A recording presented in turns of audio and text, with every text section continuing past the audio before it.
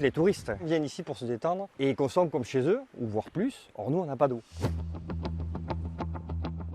Combien d'eau consommez-vous en vacances et que devient-elle? Dans les régions d'Europe où l'eau se fait rare, des hôteliers cherchent à l'économiser, voire la réutiliser. On commence dans le sud de la France, en Occitanie.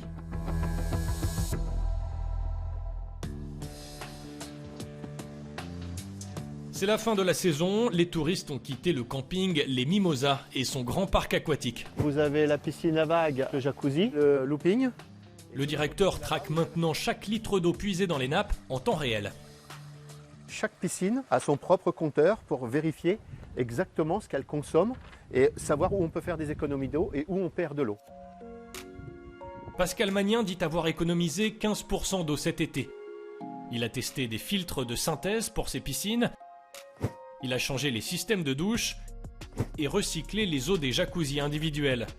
Sa prochaine cible, les eaux grises des bungalows, un projet pilote. Donc là, vous avez le système douche, l'eau du lavabo qui est là. Ces deux eaux sont récupérées et traitées et renvoyées au niveau du sanitaire qui est juste derrière vous.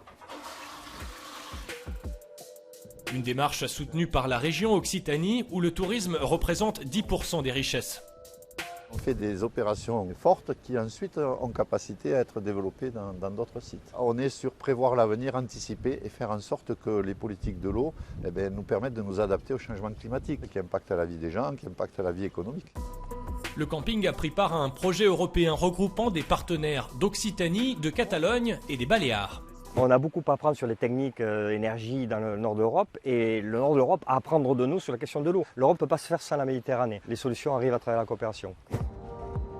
Direction maintenant la Catalogne, un autre établissement partenaire du projet sur les hauteurs de Gérone.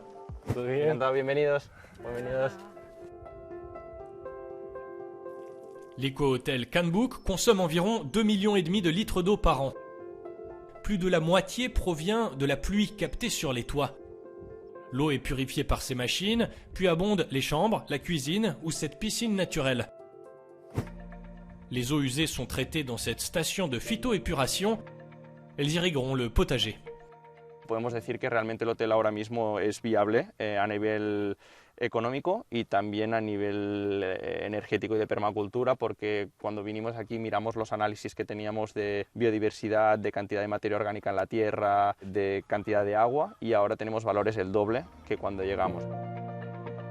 Les produits de la ferme sont servis au restaurant, les restes retournent à la terre et aux animaux, une inspiration pour l'économie circulaire des hôtels de demain.